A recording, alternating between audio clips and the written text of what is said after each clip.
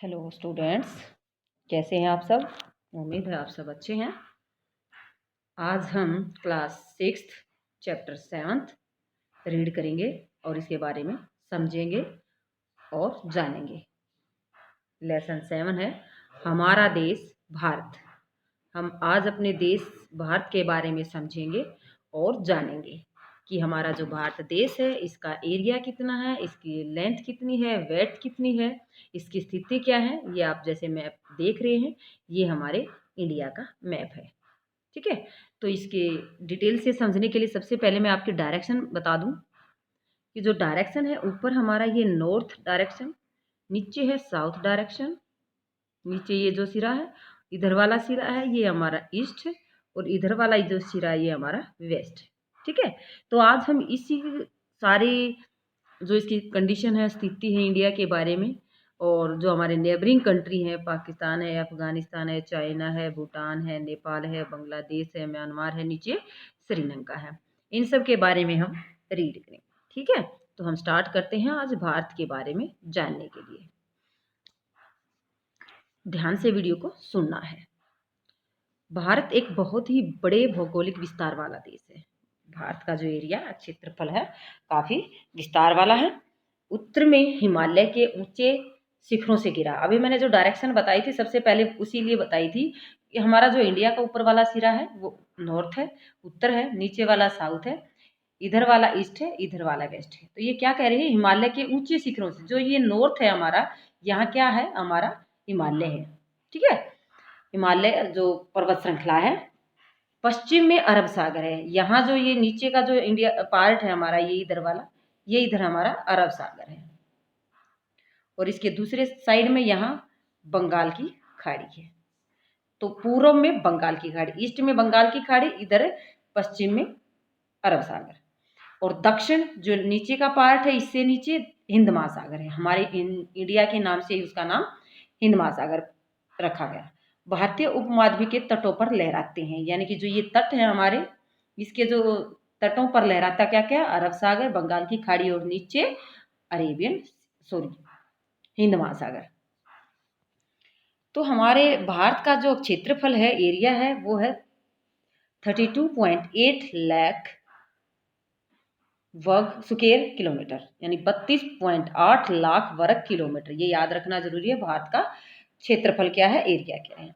उत्तर में कश्मीर से लेकर, यानी कि अभी जो डायरेक्शन मैंने बताई थी, दक्षिण में कन्याकुमारी तक, ये हमारा जो ऊपर नॉर्थ का पॉइंट है, यहाँ से लेके नीचे साउथ के पॉइंट तक। कश्मीर कहाँ है, नॉर्थ में है, जम्मू कश्मीर नॉर्थ में है, और नीचे साउथ में कन्याकुमारी। तो यहाँ तक का जो विस्तार है, वो ये जो लंबाई है, ये कितनी है, 3200 किलोमीटर के लगभग है। वैसे आप जो जीके की बुक में देखेंगे, तो जीके की बुक के अकॉर्डिंग तो आपको 3214 मिलेगा, 3214 3214 के आसपास मिलेगा। और फिर ये क्या कह रहा है, लेकिन हम एनसीईआरटी के अकॉर्डिंग यहाँ जो दिया गया है वो 3200 किलोमीटर है। पूर्व में अरुणाचल प्रदेश, ये तो होगा नॉर्थ से साउथ का। अब हम देखते हैं पूर्व से लेकर पश्चिम, तो ये जो हमारा सिरा है पूर्व का, और ये जो दूसरा सिरा है पश्चिम का, तो ये पूर्व से लेकर पश्चिम तक का ये जो है वो 2900 किलोमीटर है। लेकिन अगर हम जीके की बुक के अकॉर्डिंग बात करें तो 2933 समथिंग किलोमीटर है। तो हमने एनसीईआरटी के अकॉर्डिंग देखना है, नॉर्थ से लेके साउथ तक का जो है 3200, और जो ईस्ट से लेकर वेस्ट तक, पूर्व से लेकर पश्चिम तक 2900 किलोमीटर। ओके, अब हम देखते हैं जो पूर्व में अरुणाचल प्रदेश से लेकर पश्चिम में कच्छ तक, कच्छ कहाँ है, ये जो राजस्थान का एरिया है, इसका विस्तार 2900 किलोमीटर तक है। हमारे भारत के अंदर ऊंचे ऊंचे पर्वत हैं। भारत का जो महामरुस्थल है, उत्तरी मैदान है, असमान पठारी सतह, यानी कि एक जैसी पठार नहीं है, अलग अलग उनकी स्थिति है पठारों की। तटीय भाग जो अभी मैंने बताए थे, अरब सागर के और बंगाल की खाड़ी के जो तट भाग है हमारे, द्वीप समूह अलग अलग स्थल रूपों में जो भारत के अंदर है विभिन्नता दर्शाते हैं। यहाँ जलवायु, वनस्पति, वन्य जीवों के साथ साथ भाषा और संस्कृति में भी बहुत भिन्नता है। यहाँ की पॉपुलेशन ज़्यादा है, अलग अलग धर्मों के लोग रहते हैं, अलग अलग भाषा का प्रयोग करते हैं और अलग अलग संस्कृति के साथ अपनी लाइफ व्यतीत करते हैं। इस विभिन्नता में हम एकता को भी पाते हैं, तो हमारी परंपराओं में दिखती है।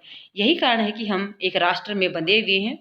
हमारे 2011 से अब तक भारत की आबादी, तो ये अब 2011 की जो लास्ट काउंटिंग थी, अब जो काउंटिंग होनी है 2021 में होगी। हर काउंटिंग, जनसंख्या जो काउंटिंग है वो 10 सालों के बाद होती है। तो लगभग 120 करोड़ से अधिक हो चुकी थी। 2011 की बात कर रही हैं, अब 2021 के अकॉर्डिंग तो यहाँ 140 या 145 करोड़ के आसपास पहुँच चुकी है।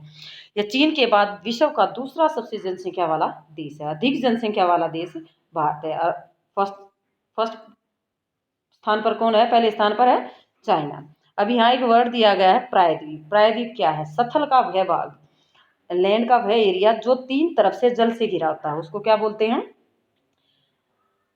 प्रायद्वीप। जैसे कि ये एरिया है किसी भी देश, कंट्री का, तो जो इधर भी वाटर है, इधर भी पानी है, इधर भी पानी है, एक तरफ से सिर्फ लैंड एरिया है, तो इसको हम क्या बोलेंगे? प्रायद्वीप बोलेंगे। ओके, तो यहाँ हम देखते हैं स्थिति क्या है इंडिया की। तो सबसे पहले इससे पहले हम एक बार मैप पे ध्यान देंगे, ये वाला मैप। तो यहाँ हमारे ये स्थिति है, तो इसके 4 पॉइंट यहाँ बताए गए हैं। तो ये 4, एक तो ऊपर वाला नॉर्थ का सिरा, ये वाला सिरा, इधर वाला पश्चिम का सिरा, इधर वाला पूर्व का सिरा, इधर वाला पश्चिम का सिरा, ऊपर नॉर्थ का सिरा, उत्तर का सिरा, नीचे दक्षिण का सिरा। तो ये कितनी डिग्री पर है, तो टोटल जो इसके अलग अलग स्थिति है उसके बारे में अब हम रीड करेंगे। एक है यहाँ कर्क रेखा हमारे भारत के बिल्कुल बीच से गुजरती है, तो ये कर्क रेखा कितने डिग्री से क्रॉस करती है, तो ये भी देखेंगे, इसके बारे में भी हम रीड करेंगे। अब स्थिति क्या है इंडिया की, ध्यान दें। भारत उत्तरी गोलार्ध में स्थित है। उत्तरी गोलार्ध का मीनिंग, यहाँ हम अर्थ की एक शेप बनाते हैं, ये अर्थ की शेप है, लगभग इक्वेटर लाइन बीच से क्रॉस करती है पूरे वर्ल्ड को, हमारी पूरी अर्थ को। तो ये ऊपर वाला जो पार्ट है ये नॉर्थन हेमिस्फीयर है, नीचे वाले पार्ट को साउथर्न हेमिस्फीयर कहते हैं।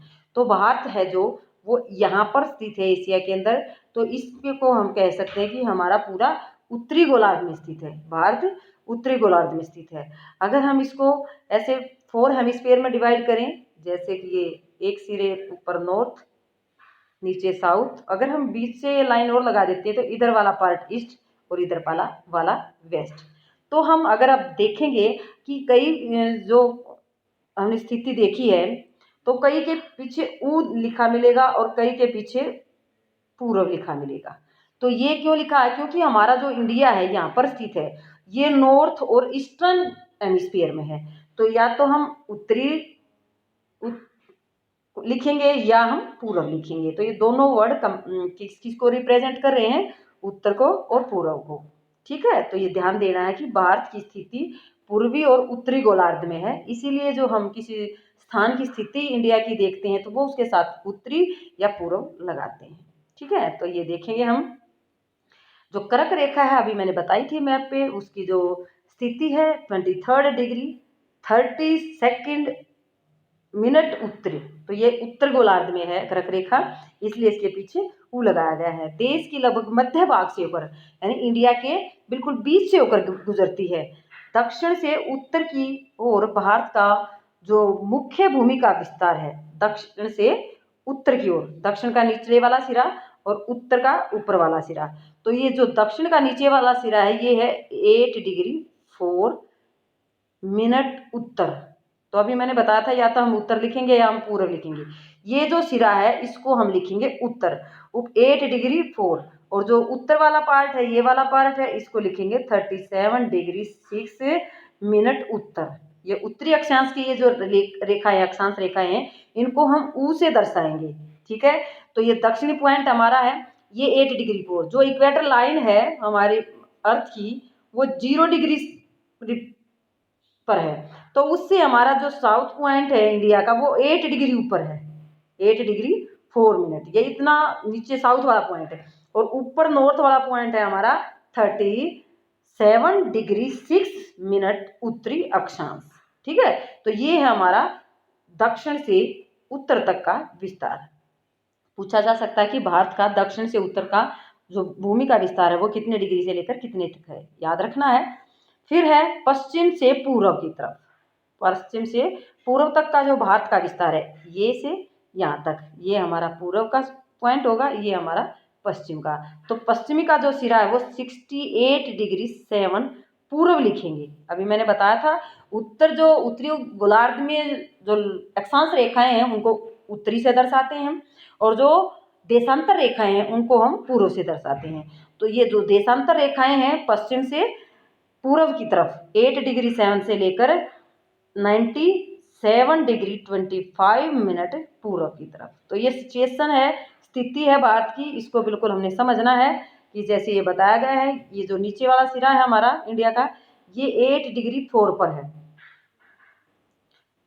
4 मिनट उत्तर पे, क्योंकि उत्तरी गोलार्ध में जो अक्षांश रेखाएं हैं, जो ऊपर वाला सिरा है ये हमारा 37 डिग्री, ये वाला कितने में बताया 37 डिग्री 6 मिनट।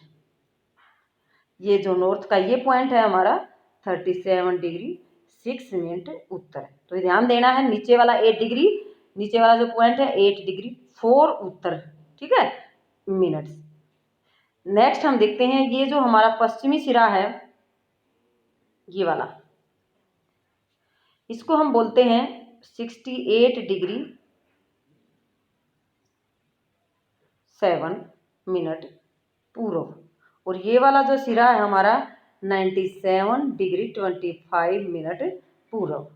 तो ये ध्यान रखना है कि हमारे चारों जो पॉइंट हैं वो कितनी डिग्री पर स्थित हैं। ठीक है, आगे हम चलते हैं। हम अगर विश्व के पूर्वी और पश्चिमी गोलार्ध में बांटते हैं, अभी जो मैंने समझाया था, अगर हम पूर्वी हो, ये हो गया हमारा पूर्वी, ये होगा हमारा पश्चिमी। अगर इसको ऐसे बांटते हैं तो ये हो गया नॉर्थ और ये हो गया साउथ, उत्तरी और दक्षिणी। अगर हम इसको पूर्वी और पश्चिमी गोलार्ध में बांटते हैं तो भारत की स्थिति किस गोलार्ध में होगी, तो बहुत बड़े देशांतरीय विस्तार लगभग 29 डिग्री के कारण यहाँ दो छोर पर स्थित स्थानीय समय में बहुत अधिक अंतर हो जाता है। तो इस तरह इस दूरी को दो स्थानों के बीच का जो समय अंतर है, जो दो स्थानों का डिफरेंस ना मापने के लिए, जैसे हम अगर यहाँ अरुणाचल प्रदेश के बारे टाइम पीरियड देखेंगे और इधर जो हमारा वेस्ट का है गुजरात का जो इधर वाला पॉइंट है, इसके अंदर जो टाइम डिफरेंस है वो लगभग 2 आवर्स की या 2 घंटों के बराबर हो जाएगा। तो इसमें यही बताया कि दो स्थानों के बीच का जो अंतर है वो लगभग 2 घंटे का होता है। तो अब हम यहाँ इसको समझेंगे कैसे 2 घंटे का अंतर होता है। 1 डिग्री देशांतर के लिए जो ये लाइनें हैं देशांतर के, ये किसी स्थान की टाइम जानने के लिए, ये जो हमारी लाइन है 0 डिग्री की उत्तर से दक्षिण में, इसको बोलते हैं प्राइम मेरिडियन, यानी कि समय बताने वाली रेखा जिसको हम कह सकते हैं। तो 1 डिग्री देशांतर में 4 मिनट का टाइम लगता है। ठीक है, तो पश्चिम में गुजरात की अपेक्षा पूर्व में अरुणाचल प्रदेश में सूर्य उदय लगभग 2 घंटे पहले होता है। तो ये कंडीशन अभी मैंने बताई थी कंडीशन, ये हमारा अरुणाचल प्रदेश का पॉइंट है और इधर हमारा ये गुजरात का टाइम है। तो ये क्या कह रहा है, गुजरात की अपेक्षा सूर्योदय कहाँ जल्दी होगा, अरुणाचल प्रदेश में 2 घंटे पहले होगा। ठीक है, तो आप पहले पढ़ चुके हैं कि 82 डिग्री 30 पूर्व देशांतर के स्थानीय, जैसे चैप्टर 2 या 3 में बताया था कि जो भारत की समय रेखा है, भारत का मानक समय है, वो हमारे भारत के बिल्कुल साउथ से या नॉर्थ से साउथ के बीच के ये लाइन ऐसे हमारे ये टाइम बताती है जो बिल्कुल बीच से गुजरती है। ठीक है, ये हमारी टाइम रेखा है, समय मानक समय रेखा है, जो इधर आधा टाइम है और इधर भी आधा टाइम है। तो इस प्रकार ये रेखा भारत के मानक समय मानी गई है, जो 82 डिग्री 30 मिनट पर ये लाइन है, स्थित है। ठीक है, तो इसमें ये बताया गया, अगर पूछा जाए भारत की जो मानक समय रेखा वो कितने डिग्री पर है, 82 डिग्री 30 मिनट पूर्व देशांतर रेखा।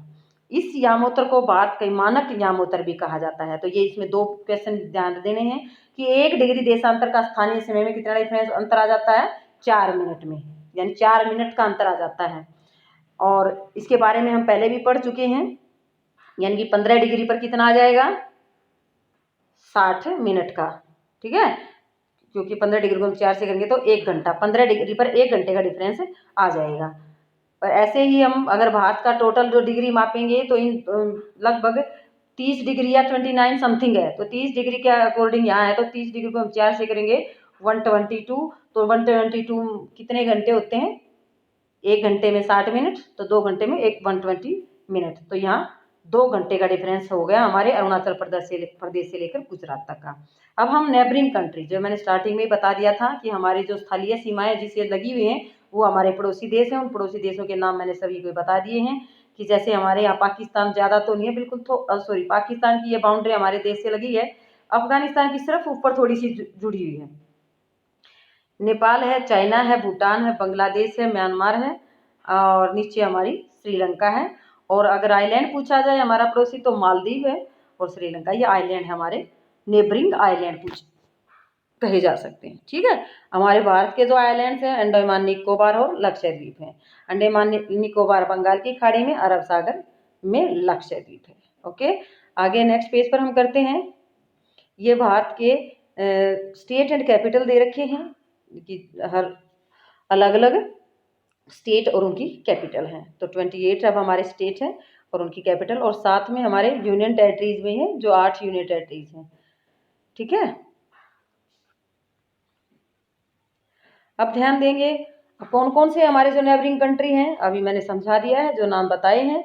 तो इसके साथ साथ जो हमारे अभी मैंने बताए थे द्वीप्स हैं, आइलैंड्स, जिसको बताया था मैंने, श्रीलंका और मालदीव हैं। पाक जल संधि भारत और श्रीलंका को आपस में अलग करती है। तो ये पॉइंट है, ये वाला जो पॉइंट है, ये वाला, इसको पाक जल संधि बोलते हैं। जल संधि बताया था ना मैंने, 2 बड़े पार्ट को, पानी के भागों को मिलाने वाली को क्या बोलते हैं? जल संधि। तो ये जल संधि, इसका नाम है पाक। इंग्लिश में इसको बोलते हैं PALK, एल इसमें साइलेंट है, तो पाक स्ट्रेट बोल सकते हैं इसको। तो ये पाक जल संधि है जो किसको जोड़ती है, अलग करती है, सॉरी, भारत और पाकिस्तान को। ठीक है, तो अब हम राजनीतिक और प्रशासनिक विभाजन देखते हैं। तो हमारे भारत के अंदर कितने स्टेट हैं? यहाँ ये थोड़ा सा गलत है क्योंकि कुछ बदलाव किए हैं। अभी फिलहाल में हमारे जो इंडिया के अंदर जम्मू कश्मीर को 2 यूनियन टेरिटरीज में डिवाइड कर दिया गया है, एक इधर लद्दाख और एक इधर जम्मू कश्मीर। तो इस कारण हमारे 29 की जगह एक स्टेट हट गया है और उसकी जगह 2 यूनियन टेरिटरीज को बढ़ा दिया गया है। अब ये आप कहेंगे कि पहले 7 यूनियन टेरिटरीज थी तो 2 इसके अंदर ऐड होगी तो कितनी होनी चाहिए? 9। लेकिन इसमें क्या है कि जो ये यहाँ पर दादर नगर हवेली और दमन एंड दीव थे, उन दोनों को एक बना दिया गया। दादर नगर हवेली और दीव एंड दमन, दमन इनकी कैपिटल है, तो इनका एक बना दिया गया। तो इस प्रकार हमारी यूनियन टेरिटरीज यानी UT 8 हैं और स्टेट हमारे 28 हैं। तो ये ध्यान देना, ये पुरानी बुक के अकॉर्डिंग है। ये फिर हमारे जो इंडिया के अलग अलग जो स्थल रूप हैं, जो हमने पिछले चैप्टर में किए थे, कि जैसे जो पहाड़ी एरिया है ये हिमालय में, ये हमारा माउंटेन एरिया है। फिर ये जो ग्रीन पार्ट दिखाई दे रहे हैं ये हमारे मैदानी हैं। फिर जो येलो पार्ट दिखाई दे रहा है ये हमारे पठारी एरिया है। और ये जो हमारे नीचे हम साइड में देख सकते हैं ये हमारा तटीय है।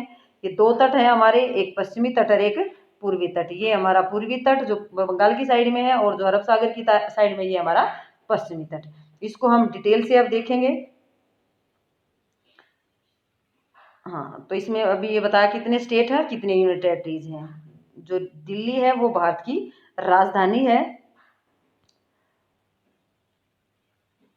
भारत की राजधानी है। राज्यों का निर्माण मुख्यतः भाषाओं के आधार पर किया गया है। यानी कि हमारे यहाँ 1947 में हम आज़ाद हुए थे, तो सबसे पहले 1953 में पहला राज्य भाषा के आधार पर आंध्र प्रदेश बनाया गया था। तो उसके बाद ज़्यादातर स्टेट लैंग्वेज के आधार पर ही बनाए गए हैं, ज़्यादातर भाषाओं के आधार पर हैं। क्षेत्रफल की दृष्टि से सबसे बड़ा राजस्थान है और सबसे छोटा गोवा राज्य है। राज्यों को जिलों में बांटा गया है, अलग अलग स्टेट्स में अलग अलग डिस्ट्रिक्ट्स हैं। जैसे हम हरियाणा की बात करें तो हमारे इसमें कितने डिस्ट्रिक्ट्स हैं? 22 डिस्ट्रिक्ट्स हैं। तो ये ध्यान देना है। आज हम वीडियो को यहीं तक करते हैं, काफ़ी लंबी ना हो जाए, बाकी कल करेंगे।